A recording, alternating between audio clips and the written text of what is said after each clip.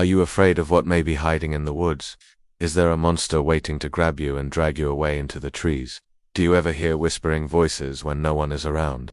Have you ever heard the wind creep up behind you and murmur secrets into your ear that make the hairs on the back of your neck stand on end?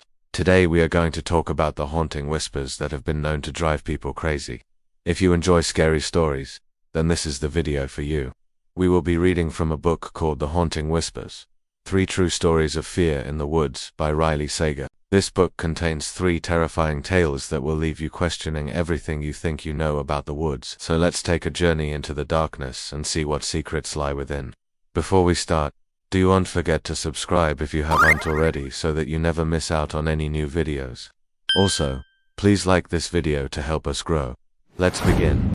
In the dead of night, when the moon is at its fullest and the shadows are at their creepiest, the woods come alive with a different kind of energy. It's a place where the laws of nature seem to be suspended and anything can happen. From the rustle of leaves to the hoot of an owl, every sound echoes through the trees, sending shivers down your spine. But amidst all this natural chaos, there are some sounds that stand out. The whispering voices that seem to come from nowhere and everywhere at once. These whispers can be heard by anyone who ventures into the woods at night, or so it seems. In reality, they are only audible to those who are sensitive to the energies that permeate the forest. For centuries, people have reported hearing these whispers, and many have gone mad trying to decipher their meaning. They say that the woods are alive, and perhaps it's true. Maybe the trees themselves are gossiping about those who pass by, sharing their secrets and their fears. Or perhaps there are spirits dwelling in the trees, watching and waiting, their voices carried on the wind. Whatever the explanation, one thing is clear: the woods have a way of getting under your skin, of playing tricks on your mind and making you question your sanity. And so it is with our first story, the tale of a young woman who ventured into the woods and came out forever changed by what she heard. It was a cold November evening when Ella decided to take a walk in the woods near her home. The air was crisp and the leaves crunched under her feet as she strolled along the path.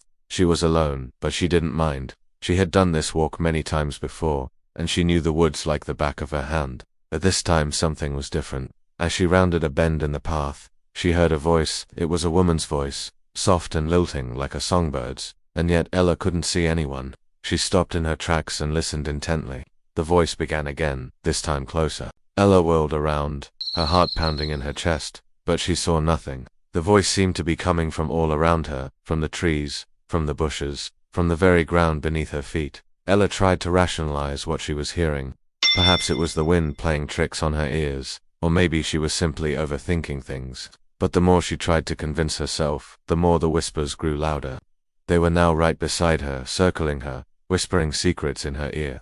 Ella froze in fear as she realized that she was not alone in the woods. There was something else there with her, something that was watching her, something that was taunting her. Then she heard it again, not a voice, but a whisper. It was a single word that sent chills down her spine. Run, without thinking twice.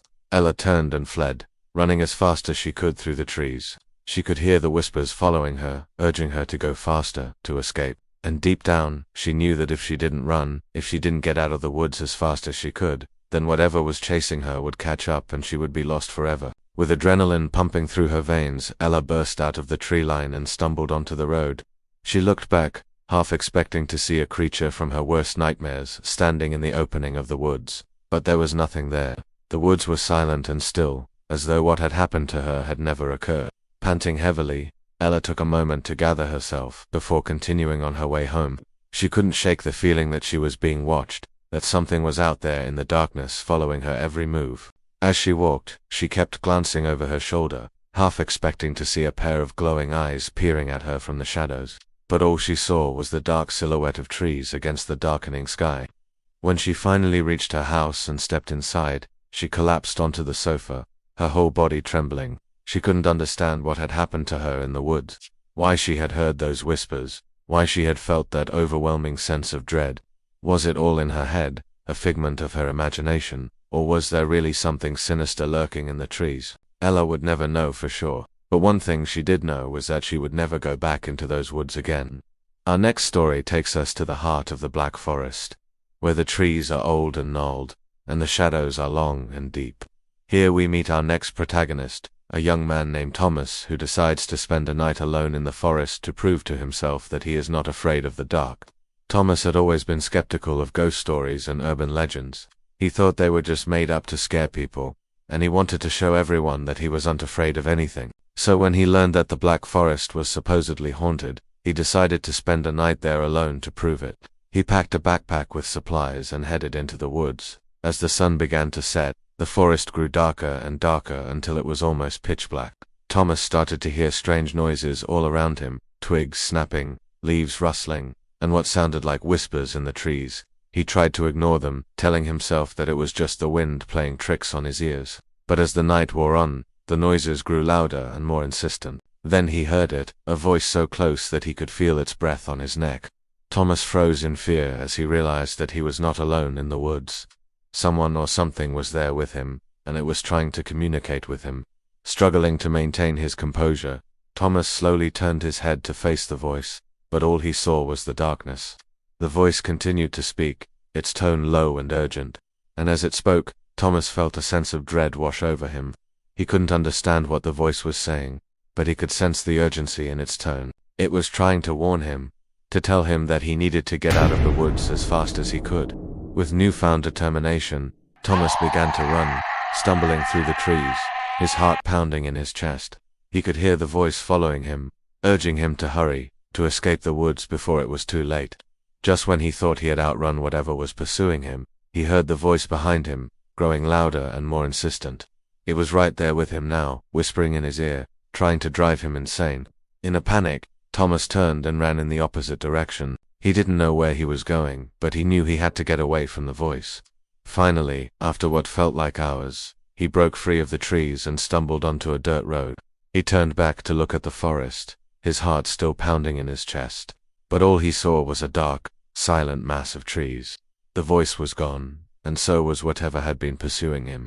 Thomas never went back into the woods, and he never forgot the terror he had felt as he ran for his life from the whispering voice that had tried to drive him mad. Our final story takes us to the remote Scottish Highlands, where the lochs and mountains are shrouded in mist and legend. It is here that we meet Fiona, a young woman who goes for a hike in the hills and finds herself lost in a labyrinth of towering rocks and dense undergrowth. As the day wore on, Fiona realized that she was hopelessly lost. The terrain was rugged and treacherous, and the weather was starting to turn. She was soaked to the bone, and her spirits were low when suddenly she heard a voice. It was a gentle, feminine voice that seemed to come from the wind itself. Fiona stopped in her tracks and listened intently. The voice began again, this time closer. Fiona turned towards the sound, her heart pounding in her chest, and she saw a clearing up ahead. With a mix of hope and trepidation, Fiona walked towards the clearing, drawn by the voice like a moth to a flame. As she emerged from the trees, she gasped in surprise. Before her lay a small cottage, its windows glowing with a warm light. Smoke curled from its chimney and the scent of baking bread filled the air. Relief washed over Fiona as she realized that she had found help. She knocked on the door, and moments later, it was opened by a woman with a kind smile and welcoming eyes. Without hesitation, Fiona stepped inside and introduced herself. The woman gestured for Fiona to sit down by the fire while she poured her a cup of tea. As Fiona sipped on the warm beverage, she explained that she was lost and needed somewhere to stay for the night. The woman nodded understandingly and told Fiona that she could stay as long as she needed. As the evening wore on, Fiona learned that the woman's name was Morag and she had lived in the cottage for many years. Morag was a wise woman, and Fiona felt comfortable confiding in her. She told Morag about the whispering voices she had heard in the woods, and Morag listened patiently. When Fiona finished her story, Morag nodded slowly. "You heard the whispers," she said softly. "They've been calling to you." Fiona frowned in confusion. "Calling to me? How do you mean?" Morag looked into Fiona's eyes and spoke in a low voice. "They want you to stay here with me, child. They promise you power beyond your wildest dreams."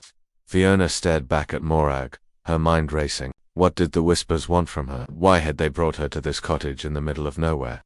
Just then, Morag's eyes flashed with a sudden intensity. "Don't trust her," she whispered urgently. "She's not what she seems." Before Fiona could respond, the room suddenly darkened. The fire sputtered and died, plunging them into darkness. As Fiona struggled to see in the gloom, she heard a voice. It was the same voice she had heard in the woods, but now it was much closer, much more menacing. "Join us," it hissed. "Join us, and you will become one of us." Fiona screamed in terror as the voice echoed around her, and in that moment, she knew that she had stumbled upon something truly evil. Those are some scary stories. If you want to hear more creepy stories, check out another video. Thanks for watching. Don't forget to like, comment, and share. See you next time.